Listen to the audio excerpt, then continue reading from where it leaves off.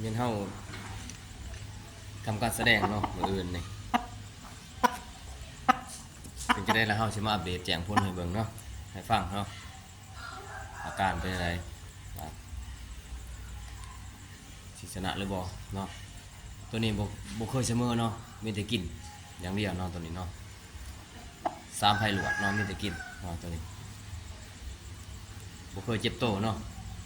แต่ว่าน่าเสียดายเนาะปากมันปากลุ่มมันอยากหลุดเนาะปากลุ่มเนาะปากลุ่มมันเท่ากันเนาะเห็นเนาะปากลุ่ม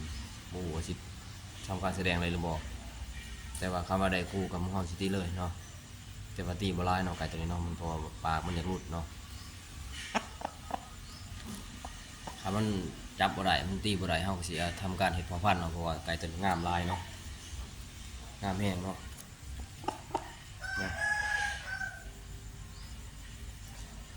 เป็นไก่ที่งามเนาะ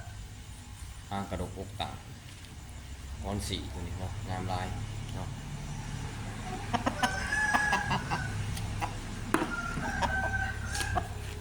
เขากินจะมีพ่อน้ำหมกหวยเนาะกินบ่ลายเนาะ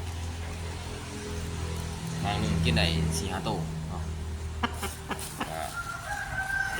ก่อนอาหารเนาะเย็นปีกเนาะจะมีพ่อเขากินเนาะอาหารกับมื้อแลเนาะมื้อเป็นมื้อสุดท้ายมื้อนี้เนาะธรรมดามันต้องมีเครื่องกระห้อแล้วก็แป้งผักเทียมชิงไข่เนาะตามเหลี่ยงไข่เนาะแต่ว่าเฮาไข่มืดแล้วมื้อนี้เริ่มบ่ได้กิน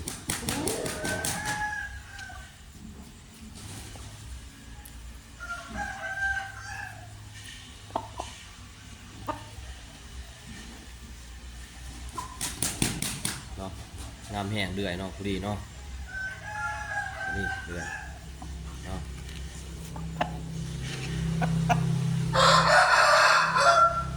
แข็งหนาเนาะไก่เนาะรอแห้งตัวนี้เนาะรอแห้งเนาะเหมาะเนาะงามแห้ง